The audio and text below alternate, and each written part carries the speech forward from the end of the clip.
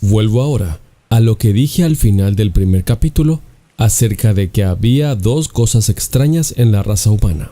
La primera es que estaba obsesionada por la idea de una clase de comportamiento que debería practicar, lo que podríamos llamar juego limpio, o decencia, o moralidad, o la ley de la naturaleza humana.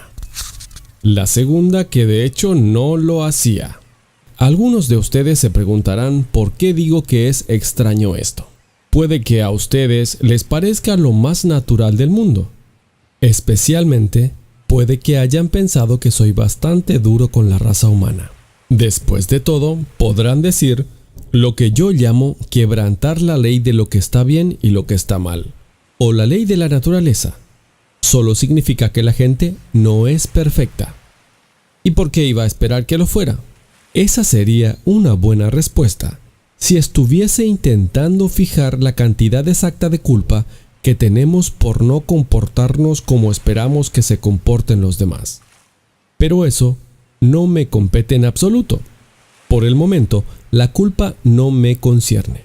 Lo que intento averiguar es la verdad. Y desde ese punto de vista, la sola idea de algo como imperfecto, de algo que no es como debería ser, tiene ciertas consecuencias. Si se toma algo como un árbol o como una piedra, cada uno de ellos es como es, y no parece tener sentido decir que debería haber sido de otra manera.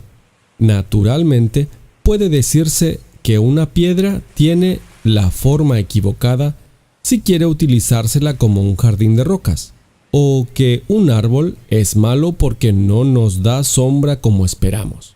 Pero lo único que quieren decir con esto es que la piedra o el árbol no resulta conveniente. Pero lo único que quieren decir con esto es que la piedra o el árbol no resulta conveniente para su interés particular. No le echan, excepto en broma, la culpa por eso. En realidad saben, dado el clima y el suelo, el árbol no podía haber sido diferente. Lo que nosotros, desde nuestro punto de vista, llamamos un árbol malo, está obedeciendo las leyes de la naturaleza, tanto como un árbol bueno. Bien, se habrán dado cuenta de lo que sigue de esto.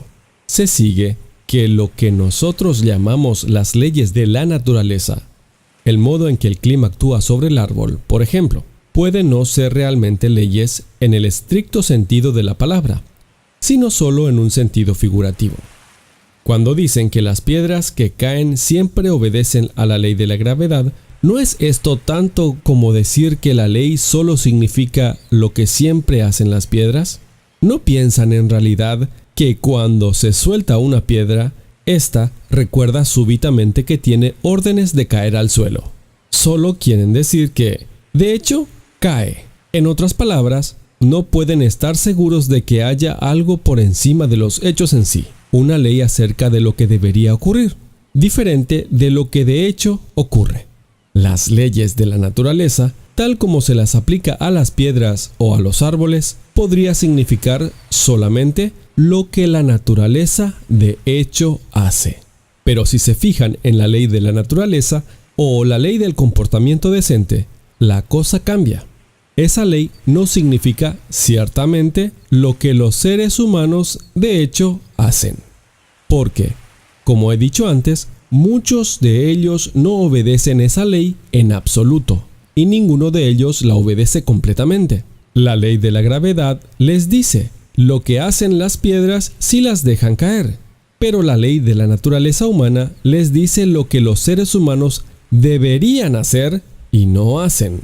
En otras palabras, cuando se trata de seres humanos, algo más entra en juego, que está más allá y por encima de los hechos en sí. Tienen los hechos, cómo se comportan los hombres, y también tienen algo más, cómo deberían comportarse. En el resto del universo, no es necesario que haya otra cosa salvo los hechos. Los electrones y moléculas se comportan de una cierta manera, y de ahí se siguen ciertos resultados. Y puede que esa sea toda la historia.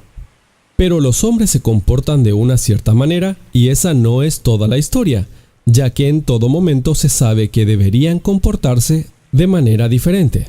Pues bien, esto es en realidad tan peculiar que uno se siente tentado de explicarlo. Por ejemplo, podríamos intentar fingir que, cuando dicen que un hombre no debería comportarse como lo hace, solo quieren dar a entender lo mismo que cuando dicen que una piedra tiene la forma equivocada.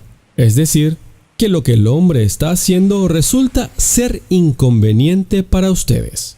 Pero eso sencillamente no es verdad. Un hombre que ocupa el asiento de la esquina en el tren porque él llegó primero, y un hombre que se coló en el asiento cuando yo no estaba mirando y quitó de allí mi maleta, son los dos igualmente inconvenientes. Pero al segundo hombre le echo la culpa, y al primero no. No me enfado, tal vez quizá por un momento antes de entrar en razón. Cuando un hombre me hace tropezar accidentalmente, me enfado con un hombre que intenta ponerme una zancadilla, incluso si no lo consigue. Sin embargo, el primero me ha hecho daño y el segundo no.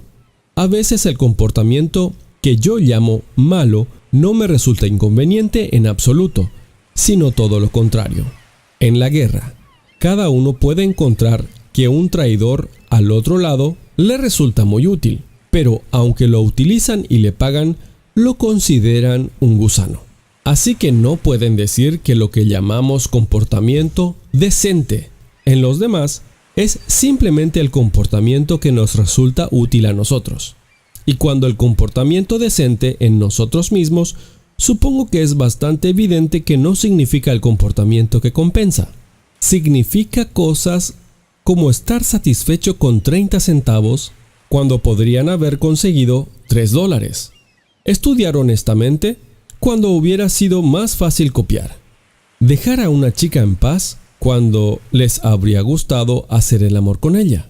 Permanecer en lugares peligrosos cuando podrían haber ido a un sitio más seguro. Cumplir promesas que habrían preferido no cumplir. Y decir la verdad aunque esto les haga quedar en ridículo. Algunas personas dicen que, aunque el comportamiento humano decente no significa lo que compensa a una persona en particular en un momento en particular, sí significa lo que le compensa a la raza humana como un todo, y que, en consecuencia, no hay en ello ningún misterio. Después de todo, los seres humanos son bastante sensatos. Se dan cuenta de que no se puede tener felicidad o seguridad auténticas, excepto en una sociedad en la que todo el mundo juega limpio. Y es porque se dan cuenta de esto, por lo que intentan comportarse decentemente. Naturalmente es muy cierto que la seguridad y la felicidad solo pueden provenir de que los individuos, las clases y los países sean honestos, justos y sinceros los unos a los otros. Esto es una de las verdades más importantes del mundo. Pero como explicación de por qué nos sentimos como nos sentimos, acerca de lo que está bien y lo que está mal, se queda corta. Si preguntamos, ¿por qué debería ser generoso? Y alguien contesta, porque es bueno para la sociedad. Podemos entonces preguntar, a nuestra vez, ¿por qué iba a importarme lo que es bueno para la sociedad, salvo cuando resulta compensarme a mí personalmente? Entonces, tendrán que responder, porque debería ser generoso. Lo que nos lleva nuevamente a donde empezamos. Están diciendo lo que es verdad, pero no están haciendo ningún progreso. Si un hombre les preguntara para qué sirve jugar al fútbol, no serviría de mucho decirle para marcar goles, ya que intentar marcar goles es el juego mismo, no la razón del juego, y en realidad solo estarían diciendo que el fútbol es fútbol, lo que es verdad, pero no vale la pena decirlo. Del mismo modo, si un hombre pregunta de qué sirve comportarse decentemente, es inútil contestarle para beneficiar a la sociedad, ya que intentar beneficiar a la sociedad, en otras palabras, ser generoso, pues la sociedad, después de todo, significa los demás. Es una de las cosas en la que consiste el comportamiento decente. Lo único que están diciendo en realidad es que el comportamiento decente es el comportamiento decente. Habrían dicho lo mismo si se hubieran quedado con la frase los hombres deberían ser generosos. Y es ahí donde me detengo. Los hombres deberían ser generosos, deberían ser justos. No digo que los hombres son generosos, ni que les gusta ser generosos, sino que deberían serlo. La ley moral o la ley de la naturaleza humana no es simplemente un hecho acerca del comportamiento humano del mismo modo que la ley de la gravedad es, o puede ser, simplemente un hecho acerca de cómo se comportan los objetos pesados.